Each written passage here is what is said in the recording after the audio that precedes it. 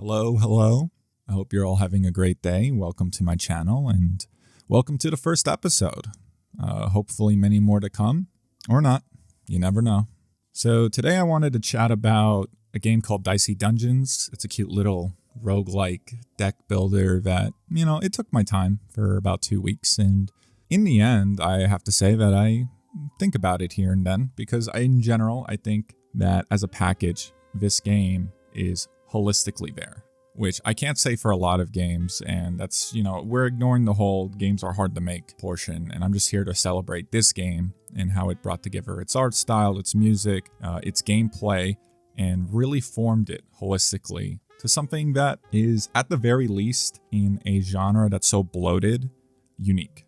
I do want to get some criticisms out of the way. I think the story was a bit light. It's good, but it could have been better. Some more character development. I don't know. Maybe I'm just gaslighting on this because in general, now that I think about it, the majority of these types of games have like zero world building or character development. But this game has a really cute sense of humor and the interactions you do get are really funny, but it's very scarce and separated between long portions of gameplay, which isn't all bad because the gameplay is super quick and simple.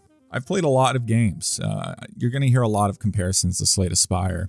I like that game, but it's flawed. In general, I hate the card pool. I hate the card pool for the majority of these types of games. I think they're bloated. A lot of them kind of take away from the really fun combos. And I just don't agree with how they kind of gatekeep it with probability. Like, let me just enjoy the combos as they are. And I think this is where this game shines because the decks are super simple. There's not a lot of cards.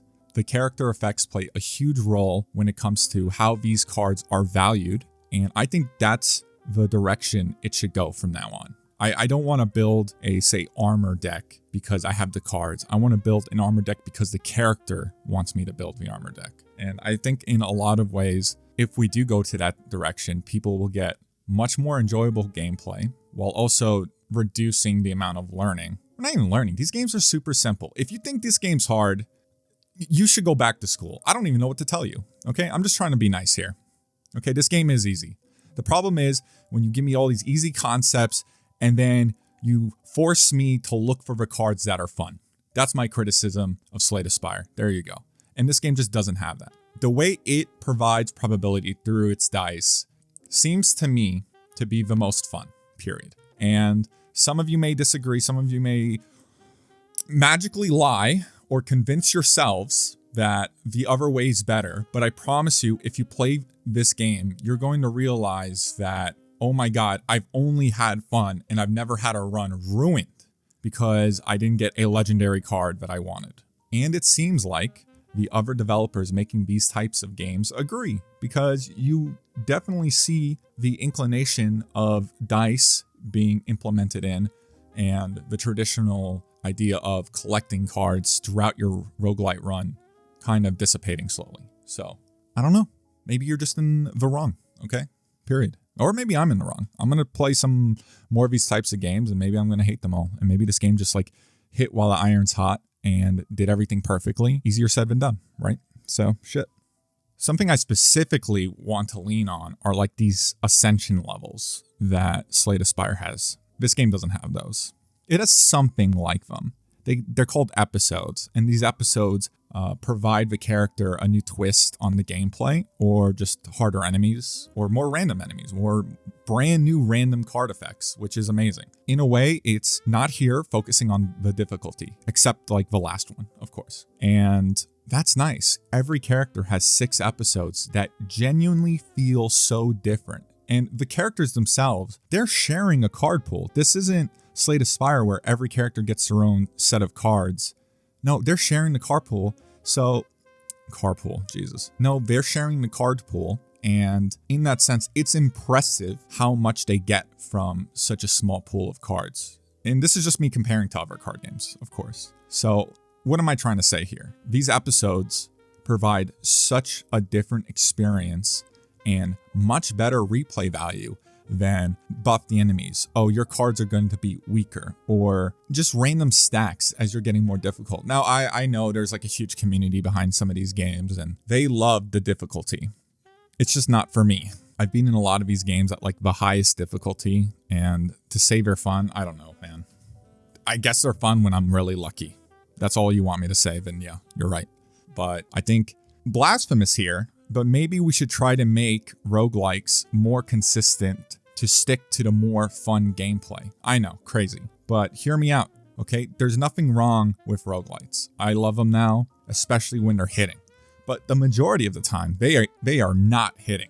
I'll tell you what, a lot of the times they're just a waste of a time, especially those more like inconsistent ones that really didn't have a plan in terms of like how to progress smoothly, right? Sometimes these card games are huge detractors in this. Sometimes you just get unlucky, get the wrong cards, and you might as well re-roll. And I just want to remove that whole idea of re-rolling to begin with. I want it to be more consistent like Dicey Dungeons. This game is amazing like that. This game is tight when it comes to the package it delivers. Just the player experience. My friend wanted me to play this game, and we related so much from our experiences because they're so similar. And you can't say that about all roguelikes, because in some cases, you're just not going to get the same card combination. And maybe people want more combinations, sure, but I want more fun. Give me more fun gameplay. And the issue is, when the card pool increases, those moments of spark are farther apart. Undeniable. This is just statistically true. You're going to add so much more cards. Naturally, you won't find the cards that have great combinations. And some people say, you know, that's part of the fun, figuring it out. And figuring out is cool and all in the beginning. But at a certain point, you realize, oh, these combinations work. And they're just not giving them to me. And I'm just getting mad. Now, I do have anger problems. So to each their own. But I think you get what I'm trying to say here. I think this game has improved in terms of the consistency of this genre. In terms of an artistic package, it is definitely out of this world. And in general, I think it's just a cute little game that'll take about 30 hours if you want 100% everything, or not, 10 hours. You probably get through most of it. And if you want to complete the whole story, it's pretty fun. The episodes are natural, and the timing this game has, it just constantly, you're just there for more. And they're an hour long, some of these runs. It's not about like, oh, it's just convenient. It's like the opposite. I've wasted a day just playing this game. That's all I have to say. Great game. I drew me and my friend here. Fuck you if you were watching this. You ruined 2 weeks of my life. What can I say? Shit. But yeah, totally cute game. Did a little fireplace. That's about all there is. You should play it. Buy it on a sale. Buy it whenever. Support the developers. They released huge free content. They had like 2 big free DLCs, and they're so good. Genuinely one of the best DLCs in the genre. I could honestly say that. I don't want to spoil it. You should go into it blind. But in short, they added new episodes, and the episodes are really good. So great game. See you later. That's about it. That's all I have to say. I probably could have been better at expressing my ideas, but that's not really what this channel's about. It's just about me screaming into the void over and over again until like you hear the gunshot at the end of the episode, right? So yeah, I hope you guys enjoyed. Not much to say about this art piece. It's not really an art piece to me. This was really easy to make. It was just fun drawing in single point perspective. So yeah, you should try it sometimes, even though it's not really. It's very limited compared to its sister 2 point, right? But whatever. I hope you all have a great day.